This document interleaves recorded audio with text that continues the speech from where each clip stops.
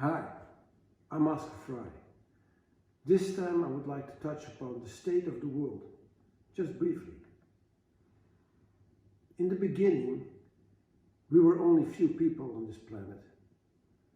Over time, with more and more people around, we started to scatter across the globe, to have our own land, and to establish our own camps, building our own villages, forming our own nations.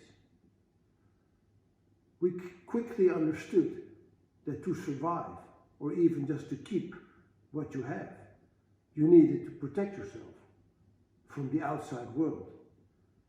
Not so much from the wild beast, but more from your own fellow man. So we started to build fences and walls around our villages, and fortresses and castles for protection. With time we saw that wars were engaged upon, naturally, when we needed to defend our community, our belongings, that what we built through hard work.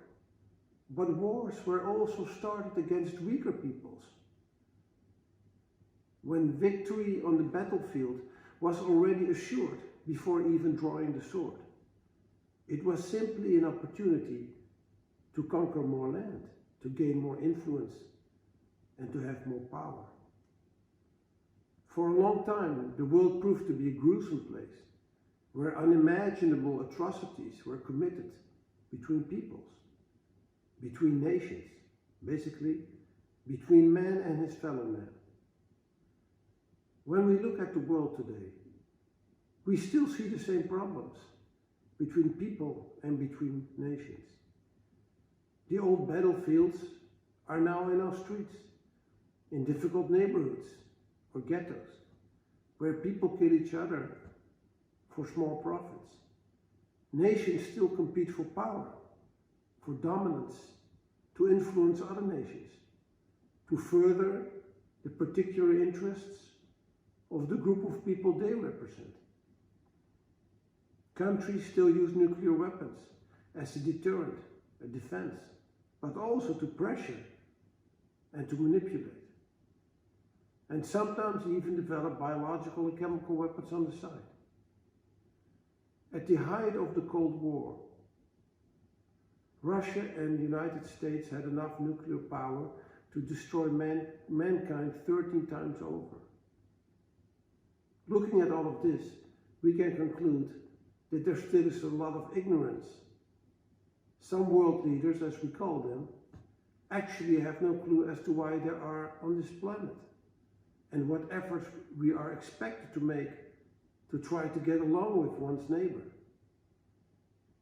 But even though things look difficult, the mission that we have as mankind to increase our level of consciousness remains unchanged.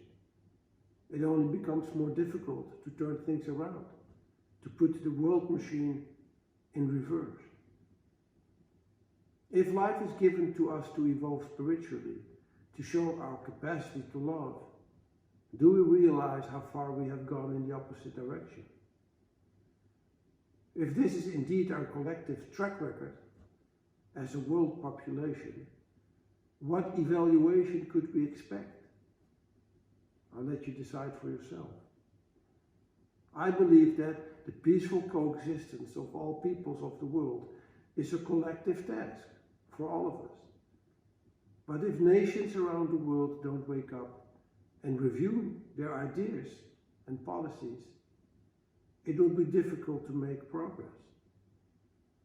But this being said, we can't wait until our leaders come to sense. People make up nations. People must come to recognize their own individual responsibility in the way we see and treat our neighbor, and in what manner we can individually contribute to making life on this planet a little bit more gentle.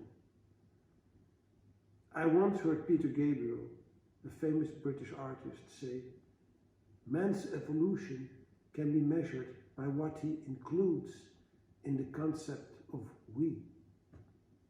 This phrase brings us right to the heart of the problem. Think about it, if you will. Thank you for your precious time and attention, and see you next time. Bye.